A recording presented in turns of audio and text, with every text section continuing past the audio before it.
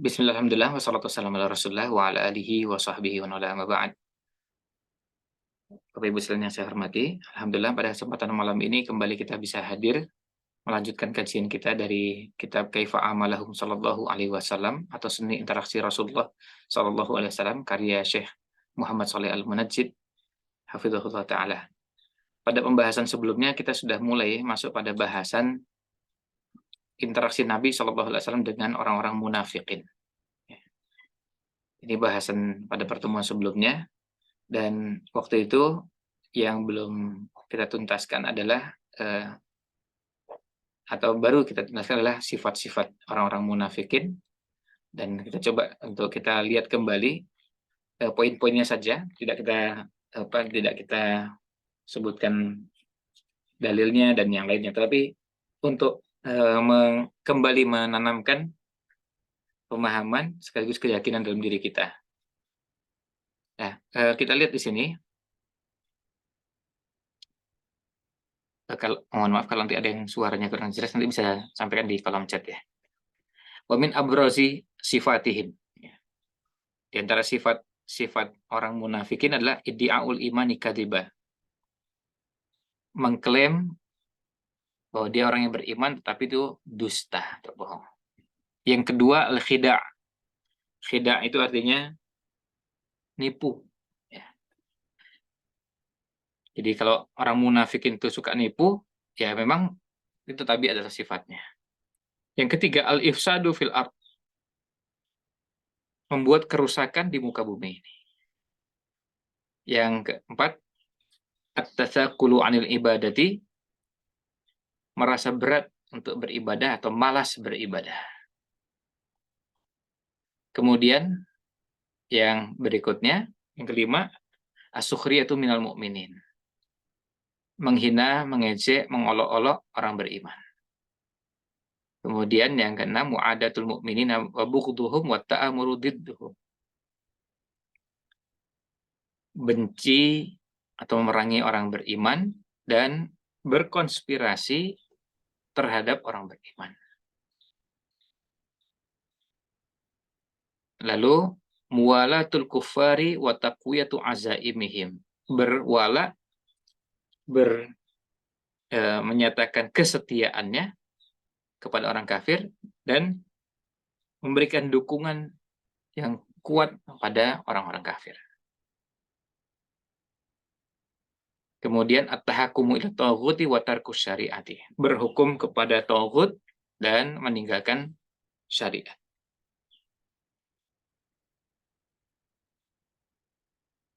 Lalu al-istikbaru 'anil istighfari wa taubah. Ini enggan istighfar dan taubat. Mahabbatun tisaril fahisati fil mu'minin.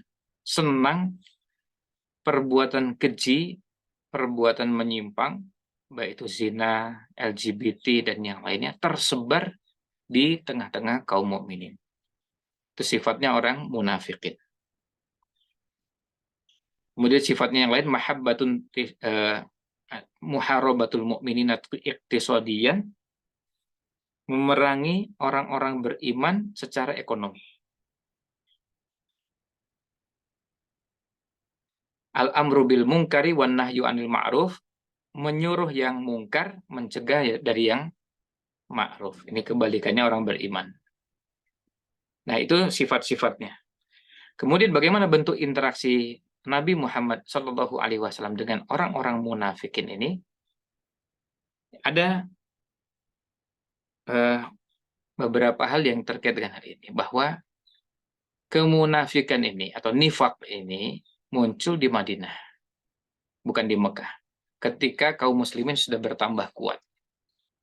Dan orang munafikin menampakkan keislaman, menyembunyikan kekufuran, karena kaum muslimin kuat, kaum muslimin besar, kaum muslimin banyak, dan mereka takut. Dan mereka melakukan tipu daya itu karena kondisinya. Seandainya kaum muslimin kecil, kaum muslimin lemah seperti di Mekah, maka mereka dengan terang-terangan keberpihakannya kepada orang kafir itu mereka tunjukkan. Kemudian di kota Madinah, pemimpin mereka itu adalah Abdullah bin Ubay bin Salul.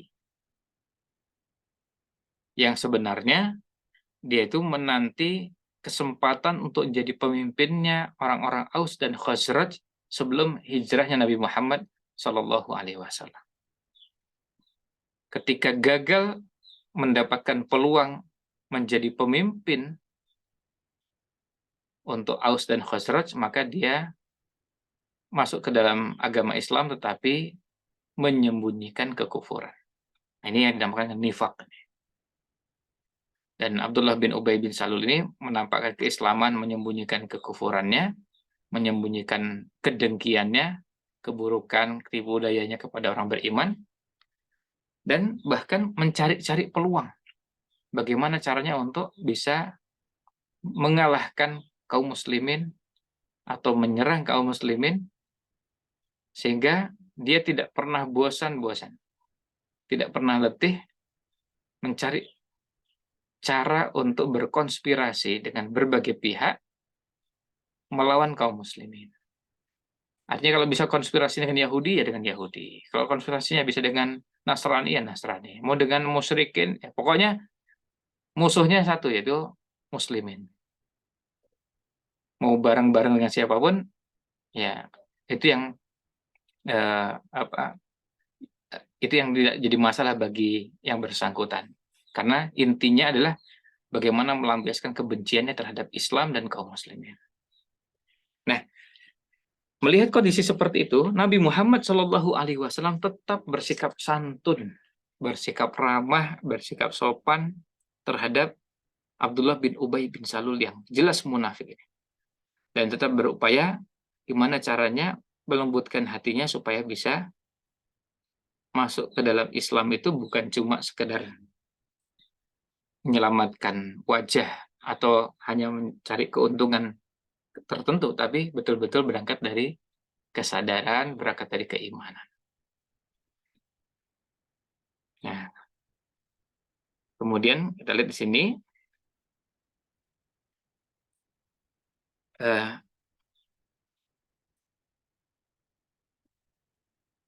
kejadian pertama yang mengungkap kebenciannya Abdullah bin Ubay bin Salul terhadap Islam adalah pada peristiwa sebelum Perang Badar. Sebelum Abdullah bin Ubay bin Salul menampakkan keislamannya. Ini sebagaimana hadis dari Usamah bin Zaid radhiyallahu an, bahwa Nabi Muhammad SAW naik himar, naik keledai. Nah, kemudian ada pelananya. Dan waktu itu dipasang pelana yang berasal dari Fadak. Fadak ini nama tempat di luar kota Madinah. Nah, kemudian beliau membonceng Usamah. Ya, Ardafa membonceng Usamah. Dan ini menjadi salah satu dalil dari sekian banyak dalil tentang bolehnya boncengan. Kemudian Sa'ad bin Ubadah, ya, waktu itu berada di Bani Al-Harith bin Khazraj. Nabi SAW mau menjenguknya. Dan ini kejadiannya sebelum perang Badar. Karena mendapat kabar kalau Sa'ad bin Ubadah sakit. Ketika lewat di sebuah majelis, ya, atau melewati sekumpulan orang, dan di situ ada kaum muslimin, musyrikin, penyembah berhala, Yahudi. Nah, di tengah-tengah mereka ada Abdullah bin Ubay bin Salul tadi. Dan waktu itu Abdullah bin Ubay bin Salul belum masuk Islam. Dan di situ juga ada sahabat, ada Abdullah bin Rawahah.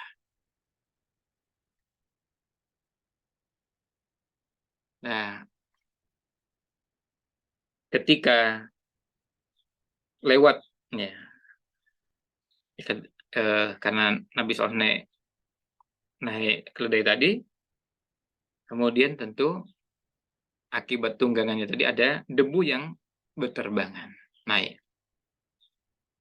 Wajar kalau itu terjadi, kalau ya namanya juga di tempat yang bukan pakai konblok, bukan aspal ya. Tapi kalau itu ada debu, tanah ya, kalau ada kendaraan lewat, maka sangat mungkin ada debu yang naik.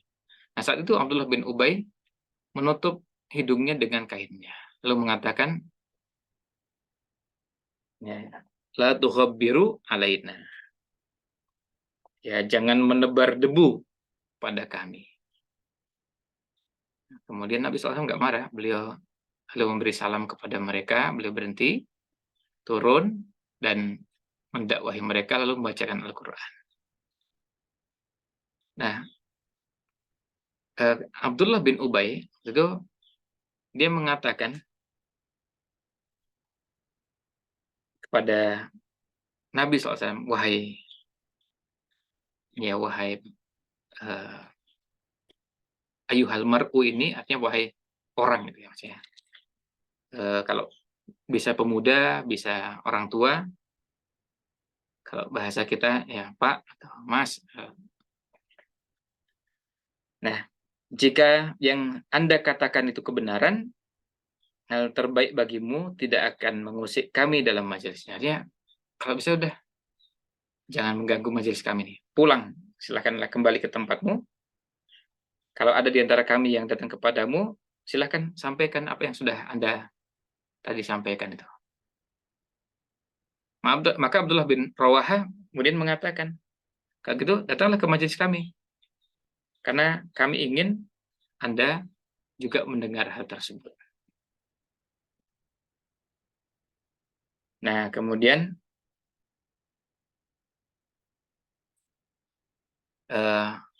akhirnya pada saat itu, pada kejadian itu hampir terjadi konflik antara kaum muslimin, musyrikin, dan Yahudi. Ya, hampir bertengkar atau berkelahi. Dalam riwayat yang lain disebutkan bahwa untuk kalimat ini di buku terjemahannya, di yang buku terjemahan seni interaksi Rasulullah SAW di halaman 477, baris ini tidak ada. Nah, kemudian dalam riwayat yang lain disebutkan ketika Rasulullah SAW melewati kumpulan orang tadi, Abdullah bin Ubay mengatakan, menjauhlah dariku, karena bau keledaimu itu begitu menyengat dan mengganggu saya. Lalu kemudian ada salah seorang di antara orang Ansor mengatakan, demi Allah,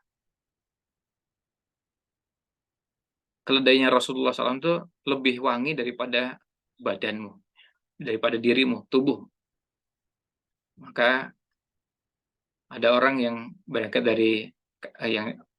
dari kabilahnya Abdullah bin Ubay bin Salul marah, lalu mencaci maki. Lalu kemudian dibalas lagi. Akhirnya terjadi pertengkaran mulut di situ. Lalu kemudian berlanjut ada yang saling mukul menggunakan ada yang menggunakan sendal, menggunakan tangan, ya, menggunakan pelepah kurma. Ya, pertengkaran terjadi. Ada yang menggunakan dahan pohon, dan akhirnya kemudian Nabi SAW menenangkan mereka. Kemudian Rasulullah SAW berjalan dengan keledainya tadi sampai akhirnya tiba di tempatnya Sa'ad bin Ubadah, lalu mengatakan, wahai Sa'ad,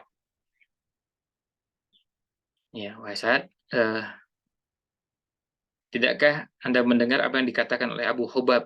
Ya, Abu Hubab itu, di sini Abu Hubab maksudnya adalah Abdullah bin Ubay bin Salul, yang mengatakan begini dan begitu.